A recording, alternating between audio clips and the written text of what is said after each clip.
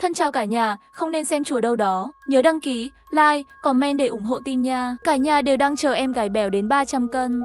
Gửi đi làm tấm màn thịt. Đây là công việc mà người dân trong làng ngưỡng mộ. Có thể nghĩ các bạn sẽ hỏi, bạn có biết tăm màn thịt là gì không? Đây là bí mật của làng chúng tôi.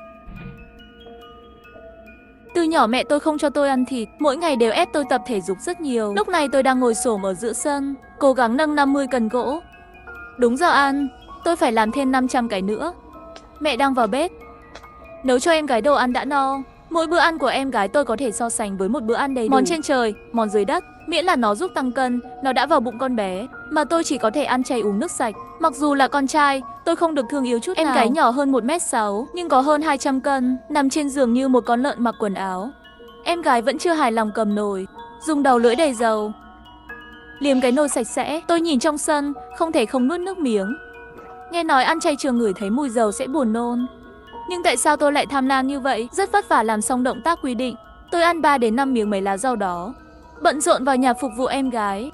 Thấy tôi vào, hắn mắt cũng không ngẩng lên nói với tôi: ăn mệt quá, lo làm đi. Da thịt của cô ta từng lớp một chất thành đống, dễ dàng tích tụ bụi bẩn trong khe hở, lâu rồi lại có mùi và ngứa, cần dọn dẹp thường xuyên. Tôi che mũi và miệng, cúi xuống và lau cho cô ta. Em gái như heo, tôi chưa bao giờ nghĩ cô ấy là phụ nữ. Phục vụ hắn xong, tôi lại vội vã vào bếp để lọc dầu. Lượng thịt còn lại sau khi tinh chế dầu cũng không thể vứt làm đường trắng thành một món ăn nhẹ mà em gái tôi thích ăn. Bỏ xuống đi, ăn thôi. Món ăn có vẻ không làm cô ta hứng thú, nhưng mùi thịt vắt nước muối bay ra. Tôi thấy cô ta không để ý. Tôi nhẹ nhàng lấy một miếng và nhét vào miệng, không chờ đợi để nhai. Một cảm giác đau đớn nóng bỏng lan rộng ở đấy, mùi thơm cháy trái tim. Trên miệng tôi lập tức phình ra một hơi rất lớn.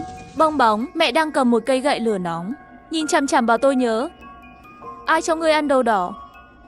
Nói xong bà lại giơ cây gậy lên, đốt mấy cái trên lưng tôi. Toàn bộ hành trình em gái đều đang xem, trên mặt có vẻ đắc ý. Mẹ đánh đủ rồi, đuổi tôi đi. Vừa bước vào sân, vết thương trên cơ thể tôi có thể nhìn thấy bằng mắt thường được chữa lành ngay lập tức, thậm chí da bị bỏng còn mềm mại hơn trước. Tôi không ghét mẹ. Đây là vở kịch của tôi và bà ấy. Khán giả là em gái. 3 tháng nữa tôi sẽ 47 tuổi. Nhưng nhìn chỉ là dáng vẻ thiếu niên. Tôi đã không thay đổi kể từ khi tôi 18 tuổi. Tôi sẽ không già và tôi sẽ không chớp. Đây là bí mật tôi giấu trên người. Em gái lợn đỏ không biết. Cô ấy cũng không cần biết. Chờ cô ta tăng 300 cân, đưa cô ấy đến nơi đó, mẹ tôi và tôi sẽ chuyển đi. Tôi nhìn người mẹ đang dỗ em gái ngủ. Cô ấy cũng khoảng 60 tuổi, khóe mắt không có nếp nhăn. Sau khi ngủ, mẹ tôi vào phòng cúi thăm tôi. Hắn chạm vào chỗ tôi bị bỏng. Sắp rồi, chờ nó đến 300 cân chúng ta chuyển đi. Con sẽ không phải chịu khổ nữa. Tôi gật đầu, mong đợi chiến thắng sắp tới. Một ngày tuyết rơi 16 năm trước, bà ấy quay lại với đứa trẻ đỏ hòn đang khóc. Ở một nơi, chúng tôi sẽ ở lại tối đa 5 đến 6 năm. Tin thấy đứa trẻ này thật sự nhớ nghề. Tôi không thể nhìn con bé chất cóng trong cái lạnh này. Mẹ run mắt. Khi nó lớn lên, nhìn thấy hình dạng của chúng tôi luôn không thay đổi. Làm thế nào tôi có thể giải thích cho nó? Nhìn đứa trẻ trong tay mẹ, mặc dù tôi không thể chịu đựng được, nhưng lại phải suy nghĩ hợp lý vấn đề thực tế. Nếu bí mật này bị tiết lộ, sẽ mang đến cho chúng ta một mớ hỗn độn làm phiền mẹ nghĩ nửa ngày ở chỗ cũ. Cuối cùng chắc chắn nói, mẹ sẽ tìm cho hắn lối thoát. Bảo tôi là không cần lo lắng. Ở làng chúng ta, phụ nữ béo rất nổi tiếng. Chờ em gái bèo đến 300 cân, đến lúc đó hắn sẽ bị đưa đến nhà Hồ Nguyên làm thịt. Người đàn ông giàu nhất làng bạn thế. Người giàu luôn có những sở thích kỳ lạ. Hắn thích tấm màn thịt. Người phụ nữ béo và gầy, mỗi người một cái. Nơi nào có gió thì che đi nơi đó. Trong làng không có thông tin về yêu thích con trai. Gia đình mong chờ có con gái để có thể gửi đến nhà hắn, và con gái đi làm màn thịt, không còn về làng nữa. Nghe nói họ đều sống tốt. Để làm cho tất cả điều này có vẻ hợp lý, trước mặt em gái, tôi và mẹ tôi phải diễn kịch, không bao giờ dừng lại. Thật kinh khủng. Heo đỏ đã bèo đến 290 cân rồi, khoảng cách đạt tiêu chuẩn chỉ còn 10 cân. Hôm nay tôi đến đáy sông hái một loại cây thủy sinh. Đây là món yêu thích của lợn. Ăn xong có thể nhanh chóng tăng cân, con người cũng vậy. Cân nặng cho em gái. Hắn lại tăng thêm 2 cân nữa. Ánh mắt nhìn tôi cũng có thêm vài lần khinh miệt. Tất nhiên là tôi không quan tâm, đang nghĩ đến xuất thần. Đột nhiên truyền đến tiếng bóng dáng của ông già. Chỉ thấy dưới đáy sông là một kẻ xác chết. Tôi nhìn sâu vào mắt. Tôi là Tiểu Yên. Giọng nói khàn khàn của bà già nghẹn ngào. Nghe vậy, tôi ngạc nhiên nhìn bà ta. 3 năm trước đã đến chỗ gia đình ở Hồ Châu. Cô ấy là một cô gái mới 23 tuổi, nặng 300 cân. Nhưng người trước mắt nhìn ít nhất 70 tuổi. Cân nặng dưới 90 kg, mắt bà ấy bị lõm sâu, miệng không có máu. trông như sắp chót rồi. Với đôi mắt ngấn lệ, bà ấy nói: Tiểu Nguyên, đừng bao giờ để em gái mình bị dùng làm tấm chắn thịt. Nếu không, hắn sẽ trở nên giống tôi. Tôi lập tức nhớ luôn có những người như thế này, sợ bị đem làm màn thịt. Từ đó về sau, xuất hiện đến nhiều loại bẫy để cản trở. Tôi không biết phải nói gì khi thấy cô ấy là một bà già, cảnh cáo hắn mấy câu liền chuẩn bị rời đi, nhưng hắn vẫn không bỏ cuộc. Bạn không nghĩ là các cô gái đã đi đâu sao? Họ chỉ là bị lấy thịt đi thôi sao? Chân tôi vừa nhấc lên lập tức rút lại, có chút cảnh giác nhìn về phía hắn. Phản ứng với tôi, bà ta tiếp tục: Họ được dùng như người dẫn thuốc. Hắn run rẩy vén quần áo lên. Vết bớt bướm trên lưng rất ấn tượng. Cô ấy thực sự là Tiểu Yên, yếu đuối dựa vào tôi.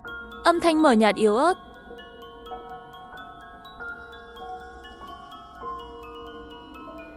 Sau đó, hắn dùng hết sức lực cuối cùng nói câu này. Tôi còn muốn hỏi nữa, nhưng lại phát hiện cô ta đã chớt. Trên đường về nhà, tâm trí tôi rối bời. Bất kể Tiểu Yên nói là thật hay giả, không thể gửi em gái đến Hồ Châu sao? Như vậy thì sao? Có thể đưa con bé đi không? Nhưng cô ấy béo như thế này, đi bộ cũng là vấn đề. Vừa về nhà thấy em gái heo ở đó ăn bánh kẹo. Hắn nhét một cái vào, hầu như không nhai nhiều. Trong lòng tôi vốn tự hỏi, nhìn thấy hắn ăn như vậy càng tức giận hơn. Hắn đã nhận thấy, nhìn chằm chằm vào tôi làm gì? Đồ vô dụng. Tôi đánh rơi bánh kẹo của cô ta. Cúi đầu đi. Hắn tức giận ngay lập tức giơ tay lên và muốn đánh tôi. Tôi lập tức giật lấy thịt của hắn. Không được tăng đến 300 kg, nếu không người sẽ chớt. Biết không?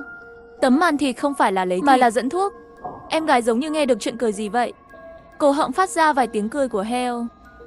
Hắn nhìn tôi buồn cười. Thay vì chế giễu rằng anh cần một người dẫn thuốc. Không phải tôi. Thân chào cả nhà, không nên xem chùa đâu đó. Nhớ đăng ký, like, comment để ủng hộ team nha. Em gái tắm trong nồi, tôi cố gắng thêm củi. Giữa chừng tôi đi ra ngoài ngồi xổm một cái. Khi trở lại, em gái biến mất khỏi nồi. Ngày hôm sau, mẹ bị ông can còng tay và bắt đi. Người trong làng đều nói mẹ đã rớt em gái mình. Khi còn nhỏ, quê hương làng vẫn chưa có máy nước nóng và vòi hoa sen. Mỗi nhà đều dùng nồi tắm để tắm. Nồi ngọc được đặt trên bàn gạch. Ngày tôi tắm cho em gái tôi, một ngày xuân ấm áp và đầy nắng. Tôi học như người lớn, xách xô nước. Một chuyến đổ đầy nước vào nồi ngọc. Sau đó mang đến một đống củi. Đốt củi xong rồi, sau khi nước trong nồi bốc hơi nóng, tôi cởi quần áo của em gái tôi, cẩn thận ôm cô ta cho vào nước. Rồi tôi ngồi xuống một cái ghế nhỏ bên ngoài bức tường. Chị họ đun nước cho em tắm nhé. Em ơi, chị bắt đầu rồi. Củi cháy rực lửa, phát ra âm thanh rắc rối. Mọi thứ đều bình thường, nhưng đột nhiên bụng bắt đầu đau bụng. Tôi muốn đi vệ sinh, lại lo lắng nếu lửa tắt, em gái sẽ bị cảm lạnh. Đốt lửa trước rất mạnh. Ngay lúc này, cửa bị đẩy ra. Mẹ tôi trồng lúa trên cánh đồng về rồi. Mẹ ơi, con đang tắm cho em gái, hãy chăm sóc em, con sẽ đi. Nói xong tôi liền ôm bụng chạy đến nhà vệ sinh ở sân sau. Lần đó Hố ngồi xổm đặc biệt không thoải mái. Sau khi tôi ngồi xổm rất lâu, tôi bước đi nhẹ nhàng trở lại sân trước. Trong sân không có ai, củi trong phòng tắm đã tắt. Củi ướt không đốt được, giống như bị một chậu nước dập tắt. Em ơi, em có lạnh không? Tôi hét lên, em gái tôi không phát ra âm thanh. Tôi vội chạy quanh tường để xem, nhưng xuất hiện trước mặt tôi chỉ là một cái nồi rỗng. Em gái không ở trong bồn tắm. Em ơi, em đang ở đâu? Tôi tìm kiếm, nhưng em gái tôi như biến mất. Biến mất rồi. Tôi hoảng sợ rồi, chạy như một con ruồi. Nhưng tôi không thể tìm thấy em gái mình. Ngày em gái mất tích, mẹ tôi cũng mất tích. Dì và chú đang ở trong nhà. Bố tôi ngồi trên ghế và thở dài. Bố con bé một cái nắm lấy cổ áo của bố, hỏi dữ dội: Mày làm con gái tao ở đâu vậy? Bố lắc đầu, rõ ràng là không biết phải trả lời thế nào. Cuối cùng chú tôi đi tìm ông Can. Ngày hôm sau ông Can đưa ra ngoài làng, lật ngược lên xuống. Họ không tìm thấy em gái tôi, thậm chí không tìm thấy một sợi tóc nào. Nhưng họ đã tìm thấy mẹ tôi. Chính xác hơn, mẹ không bị ông Can tìm thấy, mà là chủ động đến đồn ông Can trong thị trấn tìm ông Can. Qua hàng rào sắt lạnh và cứng, tôi thấy mẹ tôi, nhưng chôn sâu đầu, tóc bồng bềnh che mặt. Nói gì với ông Can trong nước mắt. Nhưng khi bà ấy nhìn về phía tôi, rồi đột nhiên phát ra một tiếng hét. Trên mặt có vẻ mặt sợ hãi. Đặc điểm khuôn mặt đẹp trở nên mèo mó và lệch lạc. Hắn há to miệng, dùng hết sức hét lên một tiếng con gái. Cẩn thận, giây tiếp theo, cửa sắt bị ông Can theo dõi. Đóng cửa nghiêm ngặt. Con không thấy mẹ nữa. Thế thôi, mẹ với em gái nhỏ vĩnh cửu được lưu giữ trong ký ức tuổi thơ của tôi. Nhiều năm sau tôi mới hiểu, lúc đó mẹ tôi bảo tôi phải cẩn thận cái gì. Vài giờ sau khi mẹ bị nhốt, cảnh sát đến một ngọn đồi cằn cỗi bên ngoài làng chúng tôi, kéo dây cảnh báo lên. Cùng ông Can, tôi chỉ có thể thấy họ đào đất ở đó, giống như định đào ra cái gì đó. Rồi bố tôi lôi tôi về nhà. Tôi không thấy ông Can đào được gì. Sau đó mới nghe dân làng nói, đó là thi thể của em gái tôi, không được vượt qua, bay khắp làng. Mọi người đều nói mẹ tôi là một kẻ giết người, giết em gái tôi. Dân làng đều nói thịt của em gái đều thối hết rồi, xương cũng lộ ra. Tôi lén theo dõi dân làng. Hãy nghe họ. Bạn biết không, chiều hôm đó tôi gặp Tuyết Mai. Hắn kéo cái bao tải bự, lén lút bám vào tường. Tôi hỏi bà ta đi đâu. Hắn nói bán khoai tây. Lúc đó tôi nghĩ bà ta kỳ lạ. Bây giờ tôi mới trở lại. Hắn vứt xác đi rồi. Hắn nhét đứa trẻ vào bao tải, lưng ra phía sau để chôn. Sau đó ông Can lại đến nhà tôi một lần nữa, đi quanh nhà, đặc biệt quan tâm đến phòng tắm. Họ ngồi xổm bên bồn tắm, lấy xúc xắc kẹp lại, hình như đang thu thập thứ gì đó. Một tên ông Can còn đang nằm trên bãi cỏ phía trước. Đào một mảnh đất, cho vào túi nhỏ. Nước nấu xong đổ vào đây rồi, ông Can nói với một ông Can khác. Hành động của họ quyết đoán và mạnh mẽ, nhưng trên mặt họ luôn có một vẻ bối rối. Thần kinh mờ. Làm sao có thể như vậy? Đừng hoảng sợ, lần sau chơi sẽ biết. Cảnh sát vây quanh và thì thầm.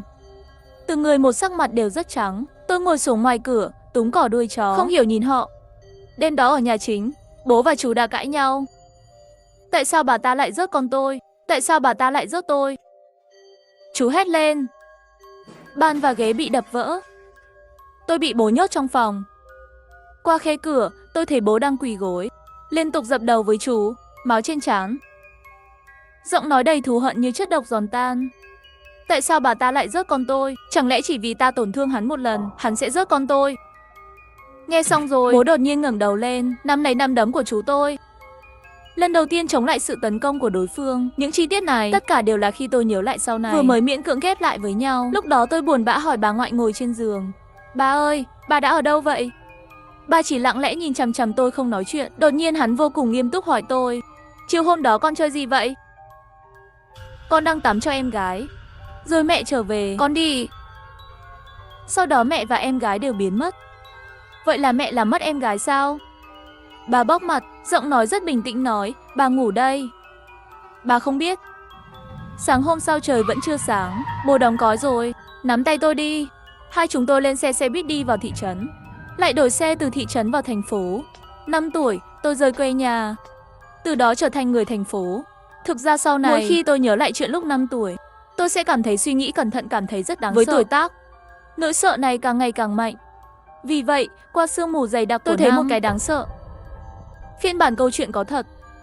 Tôi vui vẻ đốt củi, sợ em gái bị lạnh, và ở phía bên kia của một bức tường, em gái đang đau đớn.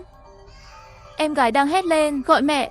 Tôi ôm bụng chạy vào nhà vệ sinh. Mẹ tôi cau mày, tìm thấy củi cháy. Thế là một người đi bộ xông vào phòng tắm. Tôi không dám nghĩ về những gì bà ấy nhìn thấy. Dù sao thì bà ấy cũng bị sốc.